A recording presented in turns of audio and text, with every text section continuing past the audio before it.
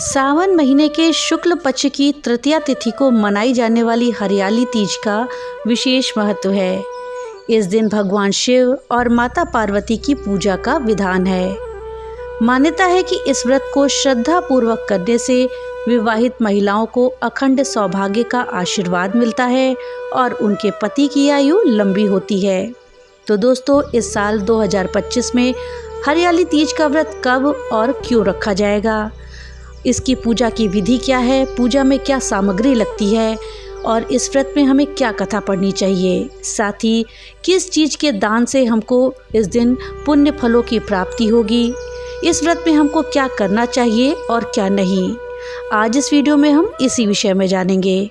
इस जानकारी के लिए वीडियो में हमारे साथ अंत तक बने रहिएगा, जिससे कि आपको सही और सटीक जानकारी प्राप्त हो पाए। नमस्कार दोस्तों, राधे राधे। आपके हमारे चैनल ज्ञान शास्त्र में आप सभी का स्वागत है। सावन का महीना हिंदू धर्म में विशेष रूप से धार्मिक और आध्यात्मिक ऊर्जा से भरपूर मानते हैं। इस महीने में कई सारे प्रमुख व्रत और त्योहार आते हैं, जिनमें हरियाली तीज का अपना एक खास महत्व है। श्रावण शुक्ल पक्ष की तृतीया तिथि को मनाई जाने वाली ये तीज स्त्रियों के लिए सौभाग्य, समर्पण और प्रेम का प्रतीक है। हरियाली तीज के दिन महिलाएं भगवान शिव और माता पार्वती की पूजा करके वैवाहिक जीवन में सुख, शांति और अखंड सौभाग्य की कामना करती हैं। ये पर्व न केवल विवाहित महिलाओं के लिए होता है, बल्कि कुंवारी कन्याओं के लिए भी ये बहुत ही शुभ दिन माना जाता है। मान्यता है कि इस दिन व्रत रखने से और पूजा करने से मनचाहा जीवन साथी प्राप्त होता है। दोस्तों, साल 2025 में हरियाली तीज का पर्व रविवार 27 जुलाई को मनाया जाएगा। ऐसे में चलिए जानते हैं कि घर पर इस पर्व को किस तरह से हम विधि पूर्वक मनाएं, इसकी पूजा की क्या सही विधि है और क्या नियम है। दोस्तों, ये व्रत माता पार्वती के द्वारा भगवान शिव को प्राप्त करने के लिए 108 जन्मों तक की तपस्या की याद में मनाया जाता है। विवाहित महिलाएं अपने पति की लंबी उम्र, सौभाग्य और खुशहाल वैवाहिक जीवन के लिए इस दिन निर्जला उपवास रखती हैं। वहीं कुंवारी लड़कियां अच्छे वर की कामना के साथ इस व्रत को करती हैं। ये त्योहार वर्षा ऋतु के आगमन और प्रकृति की हरियाली और सुंदरता का भी प्रतीक है। दोस्तों, हरियाली तीज के त्योहार के लिए हमें जो पूजन सामग्री चाहिए होती है, उसमें हमें भगवान शिव और माता पार्वती की मूर्ति या चित्र चाहिए होता है। इसके साथ ही बेलपत्र, धतूरा, अक्षत, चंदन, फल, फूल, सुपारी, गंगाजल, पंचामृत, 16 श्रृंगार की सामग्री जिसमें कि लाल चूड़ियाँ, सिंदूर, बिंदी, इत्र, मेहंदी इत्यादि चीज़ें होती हैं। इसके साथ ही दीपक, धूप, नैवेद्य, मिठाई, खीर, वस्त्र, ये सब चीज़ों की ज़रूरत लगती है। दोस्तों, इस व्रत में हमें सुबह की तैयारी के लिए प्रातः ब्रह्म मुहूर्त में उठ करके स्नान कर लेना चाहिए और स्वच्छ हरे या पीले वस्त्र पहनने चाहिए। पूजा स्थल को साफ करके वहां गोबर या गीली मिट्टी से लेप करें। फिर गंगा जल का छिड़काव करके उस स्थान को पवित्र बनाएं।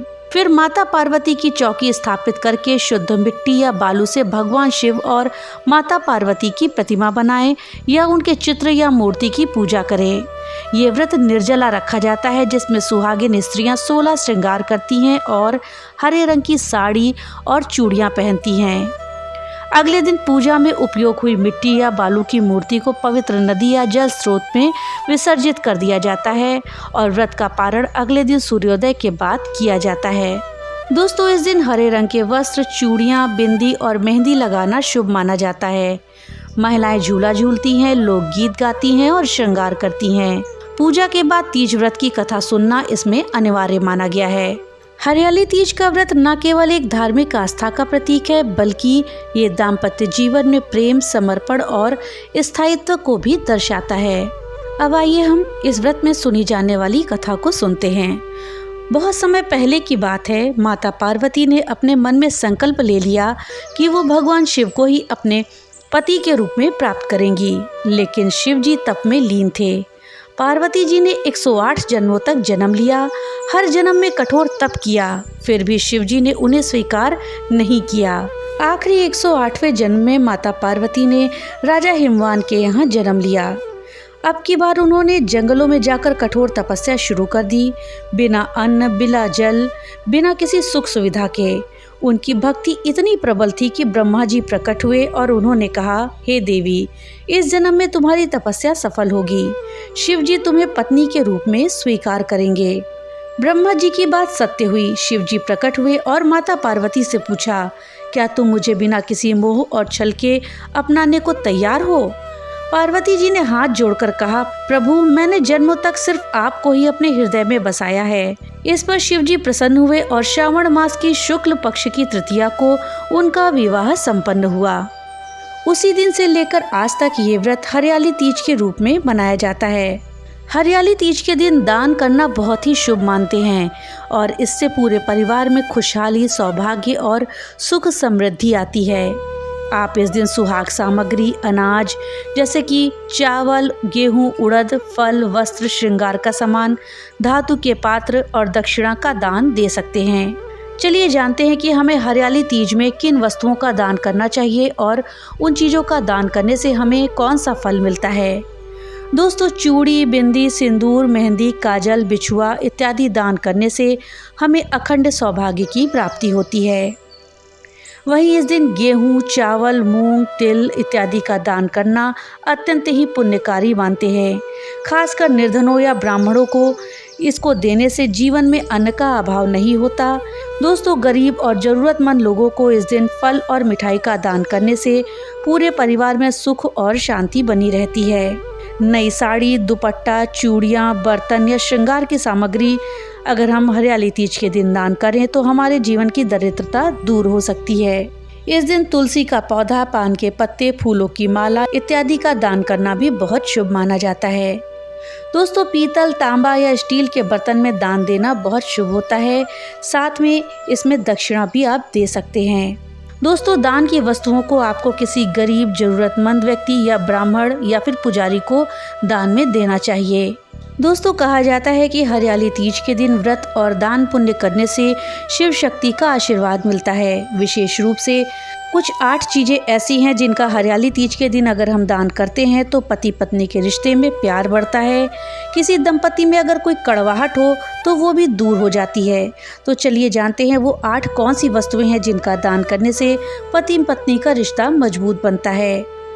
दोस्तों, मान्यता के अनुसार हरियाली तीज के दिन व्रत पूजा के बाद सुहागिन महिलाओं को किसी व्यक्ति को चावल का दान करना चाहिए। ऐसा करने से पति पत्नी का रिश्ता मजबूत होता है, अच्छा पुण्य मिलता है और सुख संपत्ति बढ़ती है। हरियाली तीज के दिन पूजा के बाद विवाहित महिला को गेहूं और अन्य अन्न का दान करना चाहिए। मान्यता है कि इस दिन गेहूं का दान स्वर्ण दान के समान माना जाता है। गेहूं की जगह आप आटे का भी दान कर सकते हैं। ऐसा करने से आपके जीवन के सभी कष्ट मिट जाते हैं और पति पत्नी का रिश्ता मजबूत बनता है। दोस्तों, हरियाली तीज के दिन सुहागिनें नए वस्त्र धारण करती हैं और इस व्रत पर वस्त्र दान को बहुत शुभ माना जाता है। इस दिन महिलाओं को किसी ब्राह्मण या पुजारी को वस्त्र का दान भी करना चाहिए। हरियाली तीज के दिन सुहागिनें 16 श्रृंगार करती हैं, इसलिए इस दिन किसी जरूरतमंद सास या घर की सबसे बड़ी सुहागिन महिलाओं को वस्त्र, सिंदूर, चूड़ी, बिंदी जैसी 16 श्रृंगार की वस्तुओं का दान करना चाहिए। मान्यता है कि इससे अखंड सौभाग्य का आशीर्वाद मिलता है, जीवन में प्रेम और खुशियाँ आती हैं। हरियाली तीज के दिन फलों और मिठाइयों का दान भी बहुत शुभ होता है। इस दिन 5 तरह के फलों, उड़द या चने की दाल, मिठाई, इन सभी चीज़ों को गरीबों और ज़रूरतमंदों को दान करना चाहिए। ऐसा करने से दानदाता के घर में सुख संपत्ति का वास होता है और पति पत्नी का रिश्ता मजबूत होता है। सावन शुक्ल तृतीया के दिन किसी जरूरतमंद या पुजारी को धन का दान करना चाहिए। मान्यता है कि इससे दंपति के जीवन में धन धान्य की कमी नहीं रहती। हरियाली तीज के दिन जरूरतमंद को बर्तनों का दान करना भी बहुत शुभ माना जाता है। बर्तनों का दान करने से पति पत्नी के रिश्ते में अगर कोई कड़वाहट होती है तो वो दूर हो जाती है। दोस्तों, हरियाली तीज के दिन दान करने से आपके परिवार में खुशियाँ आती हैं, पति पत्नी के रिश्ते की कड़वाहट दूर होती है। दोस्तों, ये दिन शिव शक्ति के पुनर्मिलन का दिन है। इस व्रत से अखंड सौभाग्य की प्राप्ति होती है। हरियाली तीज के दिन कुछ ऐसी चीज़ें हैं जिनको कि हमें भूलकर भी नहीं करना चाहिए, वरना व्रत अधूरा रह सकता है और माता पार्वती की कृपा कम हो सकती है। इसलिए इस शुभ पर्व पर सही तरीके से व्रत रखने के साथ साथ उन नियमों का पालन करना बेहद जरूरी होता है, जिससे आपकी मनोकामनाएं पूरी हों और परिवार में सुख और शांति बनी रहे। तो चलिए जानते हैं कि हरियाली तीज के दिन किन किन बातों का विशेष ध्यान रखना चाहिए और किन किन बातों से हमें बचना चाहिए। दोस्तों, अगर आप पहली बार हरियाली तीज का व्रत रख रहे हैं तो सबसे महत्वपूर्ण बात यह है कि ये व्रत निर्जला और निराहार होकर रहें, यानी कि इस दिन ना तो कोई भोजन करें और ना ही पानी पिएं। ये नियम व्रत को पूर्ण और सफल बनाने के लिए बहुत जरूरी है। खाने पीने से व्रत को अधूरा माना जाता है और माता पार्वती की कृपा कम हो सकती है। हरियाली तीज के दिन अगर आप व्रत का सामान खरीदें तो ये ध्यान जरूर रखें कि मंगलवार के दिन ऐसा ना करें। शास्त्रों में माना गया है कि मंगलवार को इस व्रत का सामान खरीदना अशुभ होता है और इससे व्रत के शुभ प्रभावों में बाधा आ सकती है। इसलिए खरीदारी के लिए किसी अन्य दिन को चुनना ही बेहतर होगा। इस दिन अशुद्ध वस्तुओं से पूरी तरह से बचना चाहिए। चमड़े से बनी चीजें, अंडा, शराब, मांस, मछली इत्यादि को ना तो छूना चाहिए और ना ही इनके आसपास रहना चाहिए। ऐसा करने से व्रत की पवित्रता भंग हो जाती है और व्रत का फल नहीं मिलता। पूजा की सामग्री के संदर्भ में खास बात यह है कि सुहागिन महिलाएं अपने मायके से मिली हुई सामग्री का ही उपयोग करें। ऐसा करने से उनके दाम्पत्य जीवन में खुशहाली आती है और अखंड सौभाग्य का वरदान मिलता है। घर में उपलब्ध सामग्री से पूजा करना व्रत के प्रभाव को बढ़ाता है। इस दिन काले रंग की चूड़ियां पहनना मना होती हैं, क्योंकि काला रंग इस शुभ अवसर पर अशुभ माना जाता है। इस दिन आप हरे रंग की चूड़ियां पहनें, जो हरियाली, समृद्धि और सकारात्मक ऊर्जा का प्रतीक हैं। इससे आपके जीवन में खुशहाली बनी रहती है। लेकिन दोस्तों, क्या आप जानते हैं कि हमें किस दिन ये चूड़ियां खरीदनी चाहिए और किस दिन पहननी चाहिए? चलिए जानते हैं। दोस्तों, नई चूड़ियों को खरीदने और पहनने से किस दिन हमें बचना चाहिए? दोस्तों, नई चूड़ियां पहनने के लिए सबसे अच्छा दिन रविवार और शुक्रवार को माना जाता है। कहा जाता है कि इस दिन नई चूड़ियां पहनने से सुहाग हमेशा बना रहता है। इसके साथ ही मंगलवार और शनिवार के दिन नई चूड़ियां नहीं खरीदनी चाहिए और ना ही पहननी चाहिए, क्योंकि मंगलवार को मंगल ग्रह का दिन माना जाता है। ये उग्रता और अग्नि तत्व से जुड़ा है, जो कि शांति और सौंदर्य से जुड़ी चीजों के लिए शुभ नहीं होता है। कुछ लोगों का मानना है कि मंगलवार को चूड़ियां खरीदने से वैवाहिक जीवन में अशांति आ सकती है। इसी तरह से शनिवार को शनि देव का दिन माना जाता है, जो कि दुख और अवसाद लाता है। शनि को क्रूर और दुखदायी ग्रह माना जाता है। इसे भी श्रृंगार और सौंदर्य प्रसाधन खरीदने के लिए शुभ दिन नहीं माना जाता। दोस्तों, अगर आपको किसी वजह से मंगलवार या शनिवार को नई चूड़ियां अगर पहननी भी पड़ जाए तो तुलसी माता को समर्पित करके ही उसे पहने। कुछ लोग अमावस्या और ग्रहण के दिन भी चूड़ियों को नहीं खरीदते हैं। वहीं कुछ लोग मासिक धर्म के दौरान भी चूड़ियां खरीदने या पहनने से परहेज करते हैं, क्योंकि ये समय धार्मिक रूप से अशुद्ध होता है।